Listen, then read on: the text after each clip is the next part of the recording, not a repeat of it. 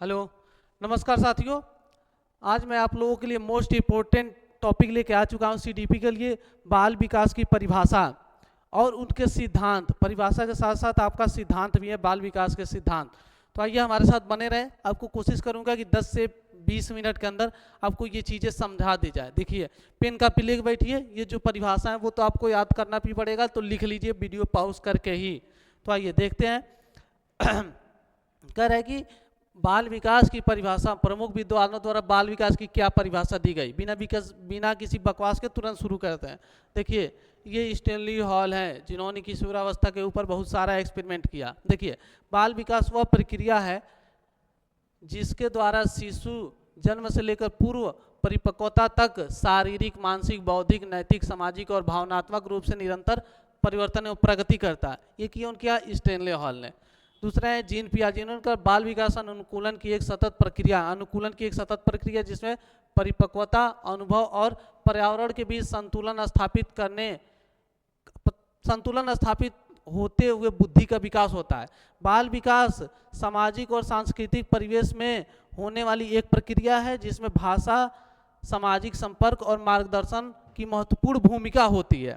ठीक, ये लेव उसके सामने किया, ये जिम पियाजे ने, अर्नल्ड गेसन ने किया, ये बेंजामिन ब्लूम ने किया, जो कि चरण दिए थे सीखने के। तो आप इन सबको लिख सकते हैं और याद कर सकते हैं। ये आपको याद करना ही पड़ेगा, क्योंकि डायरेक्ट पूछ लिया जाएगा कि जो कथन है वो किस मनोवैज्ञानिक का है। तो आपको ये चीज़ों को याद करना ही पड़ेगा। इसमें आपको कोई समझाने वाली चीज़ नहीं है। सार देखिए क्या है, बाल विकास एक सतत, क्रमिक, बहुआयामी एवं जीवन पर्यंत चलने वाली प्रक्रिया है जो शारीरिक, मानसिक, बौद्धिक, भावनात्मक, सामाजिक और नैतिक पक्षों में परिवर्तन लाती है। ये जीवन भर चलने वाली एक सतत प्रक्रिया है। बाल विकास के सिद्धांत, ये मोस्ट इंपोर्टेंट है। देखिए कौन कौन से सिद्धांत है बाल विकास के। बाल विकास के सिद्धांत के रूप में क्रमिक विकास का सिद्धांत, जिसको स्टैनली हॉल ने दिया था, कहा बाल विकास क्रमिक और सतत प्रक्रिया है, एकदम लगातार चलने वाला प्रक्रिया, सरल से जटिल, सामान्य से विशेष की ओर बढ़ता रहता है। ठीक, उसके बाद परिपक्वता का सिद्धांत क्या है, ये क्रमिक का है, मतलब एक क्रम से वो चलता रहता है, एकदम जन्म से लेकर जब तक किसी व्यक्ति की मृत्यु हो जाती है तब तक। परिपक्वता का है कि करे बालक का विकास उसकी जैविक परिपक्वता के अनुसार होता है। परिपक्वता के बिना सीखना संभव नहीं है। आप जब भी कोई चीज़ सीखते हैं तो उसके लिए आप परिपक्व हो जाते हैं, फिर अगली चीज़ सीखने के लिए तैयार हो जाते हैं। अभ्यास और अनुशासन का सिद्धांत, अनुभव और अभ्यास से ही बालक का विकास होता है। करके सीखना अत्यंत महत्वपूर्ण है। आप जब जो चीज़ें आप करके सीखेंगे उसको नहीं भूल पाएंगे और वो आपको कॉन्शियस माइंड में चला जाता है। तो ये आप अनुभव करेंगे, अभ्यास करेंगे, जिससे आपको अनुभव मिलेगा, वो चीज़ें बेहतर सीखेंगे। सामाजिक विकास का सिद्धांत, बालक का विकास सामाजिक वातावरण और लोगों के साथ अंतःक्रिया मतलब लोगों के साथ मिलजुल के उनके साथ रहने के माध्यम से होता है। भाषा और संस्कृति की महत्वपूर्ण भूमिका होती है। आपके आसपास का जैसा भाषा होगा, जैसा वातावरण होगा, वैसी ही चीज़ें आप सीखेंगे। जैसे हम लोगों की मातृभाषा अगर हिंदी है तो हमने हिंदी सीखने के लिए कोई भी प्रयास नहीं किया है। जैसे बच्चा जब भी छोटा होता है तो वो धीरे धीरे एक एक शब्द बोलना सीखता है और धीरे धीरे वो एक भाषा, हिंदी जो है उसकी मातृभाषा जो भी वो सीख जाता है। जैसे यहाँ का बच्चा हिंदी सीख रहा है, अगर वो कहीं और का बच्चा वहाँ की जो मातृभाषा वो अपने आप सीख जाएगा। तो वो सामाजिक अंतःक्रिया से सीखता है, उसके लिए उसको कोई भी अधिगम की जरूरत नहीं होती है, वो अर्जन कर लेता है उस भाषा को। व्यक्तिगत भिन्नताओं का सिद्धांत, हर व्यक्ति में कोई ना कोई भिन्नता जरूर होती है, सभी व्यक्ति एक जैसे नहीं होते हैं। जैसे प्रत्येक बालक अद्वितीय होता है और उसकी क्षमताएं, रुचियां, गति, विकास, दिशा भिन्न भिन्न होती है। मतलब उसकी क्षमता अलग होगी, उसकी रुचि अलग होगी, उसकी जो गति होगी वो भी अलग होगी। कोई किसी चरण में ज़्यादा विकास हो जाता है, किसी चरण में कम विकास होता है। तो ये विकास के सिद्धांत है जो आपको नोट डाउन कर लेना है। नीचे आइए, बाल विकास का और सादे सिद्धांत है। ये सिद्धांत वो है जो आपको डायरेक्ट परीक्षा में दे दिया जाता है। जैसे विकास क्रम की एकरूपता, ये एकरूपता है। बच्चे सभी विकास के निश्चित क्रम में होते हैं, यानी सभी क्रम लगभग एक जैसा होता है, सबका एक ही जैसा क्रम होगा। जैसे मानव है तो मानव का एक क्रम है, जैसे बच्चा शैशवावस्था में होगा, फिर प्रारंभिक बाल्यावस्था में, फिर उत्तर बाल्यावस्था में, फिर किशोरावस्था में, प्रौढ़ावस्था में, वृद्धावस्था में, फिर अंतिम अवस्था में। तो सब में ऐसा ही चलेगा। ऐसा कोई नहीं होगा कि जो बच्चा शैशवावस्था से डायरेक्ट वो किशोरावस्था तक चला जाए, नहीं, वो क्रम से होगा ही, सामान्य से विशिष्ट होगा, पहले सामान्य फिर विशिष्ट। बालक का विकास सामान्य क्षमताओं से शुरू होकर विशिष्ट और जटिल जाता है। पहले सामान्य चीज़ें उसको आती है समझ में, धीरे धीरे सीखता है, फिर विशिष्ट चीज़ें आता है वो सीखेगा। एकीकरण करने के विकास की प्रक्रिया में शरीर के विभिन्न अंगों और क्रियाओं में समन्वय तथा एकीकरण स्थापित हो रहा है। सारे अंग जो होते हैं सारे वो विकास की प्रक्रिया को फॉलो करते हैं और एकीकृत एक साथ सबका उपयोग होता है।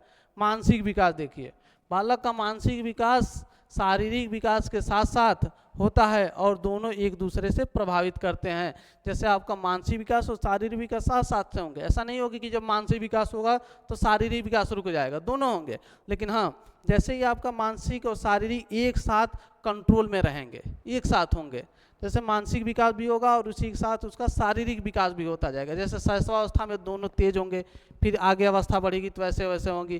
किशोरावस्था में शारीरिक विकास भी तेज हो जाएगी, मानसिक विकास भी तेज हो जाएगी, तो दोनों चलते रहते हैं। विकास की दिशा का नियम, विकास की दिशा में सिर और पैर की ओर तथा केंद्र से बाहर की ओर होता है, जिसको हम सिफेलोकोडल और प्रोक्सिमोडिटल कहते हैं। जैसे एक सिर दिशामुख होता है, एक सिर से पैर की ओर होता है, एक बीच से पैर की तरफ होता है, बीच से चारों तरफ होता है। जैसे देखा यहाँ दे दिया है आपका।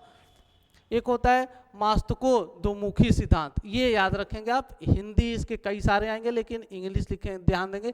सिफेलोकोडल, सिफेलोकोडल, और एक है प्रोक्सिमोडिस्टल, ये दोनों याद रखेंगे। इस सिफेलोकोडल लिखे ध्यान देंगे सिर से पैर की ओर, सिर से पैर।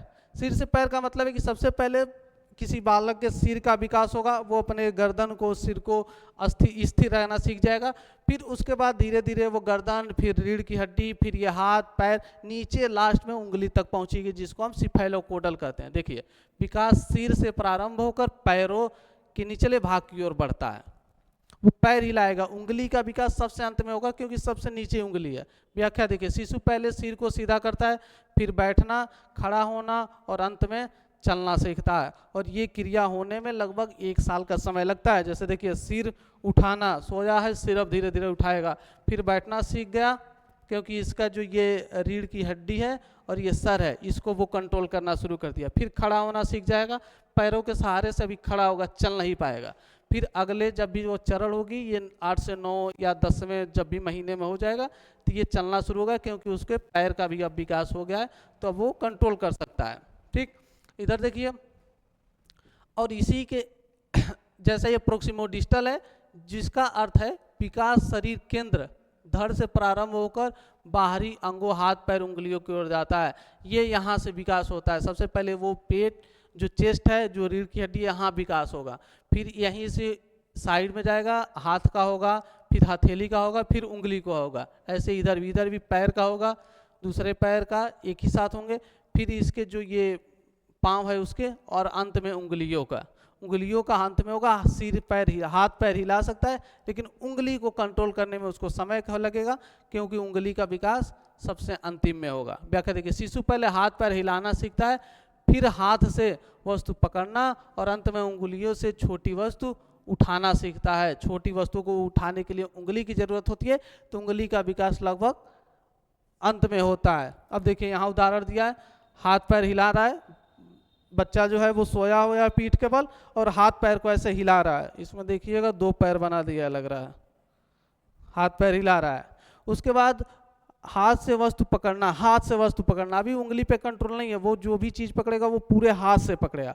उंगलियों से पकड़ना, अब वो कोई चीज़ एक उंगली से नहीं पकड़ा जा सकता, 2 उंगली 3 उंगली का इस्तेमाल करके पकड़ जाएगा। मतलब ये पेन भी अगर बच्चा इस स्टेज में है तो वो ऐसे पकड़ेगा, और जैसे हम बाकी आगे जाएगा तो उसको उंगलियों से पकड़ेगा, 4-5 उंगली लगाएगा फिर पकड़ेगा।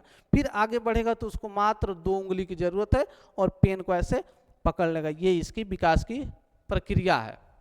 तो ये याद रखेंगे, एक सिफेलोकोडल मतलब सिर से पैर की ओर होता है, एक प्रोक्सिमोडिस्टल यानी जो बीच से पैर और हाथ की तरफ होता है, जिसको मास को दुमुखी कहते हैं, इसका समीप दूरमुखी कहते हैं। इसका हिंदी नहीं दिया लेकिन इसको समीप दूरमुखी कहते हैं। ये दोनों याद करेंगे, बहुत जरूरी है, बहुत बार ये PYQ में पूछा गया है।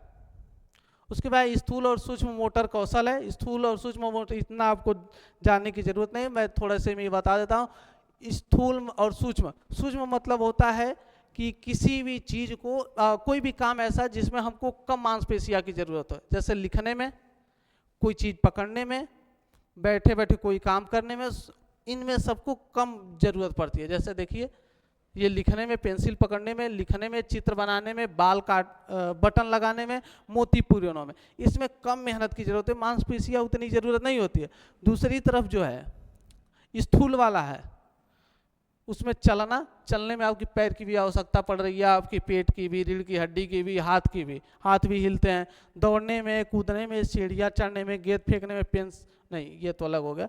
तो जिसमें आपको अधिक मांसपेशियाँ, अधिक वर्क की जरूरत होती है उसको स्थूल कहते हैं। जिसमें आपको बहुत छोटे किसी शरीर के एक हिस्से की जरूरत होती है उसको सूक्ष्म मोटर कौशल कहते हैं, जिसको इंग्लिश में कहते हैं ग्रॉस मोटर स्किल और फाइन मोटर स्किल। फाइन मतलब थोड़ा सा उपयोग और ग्रॉस मतलब बहुत ज़्यादा।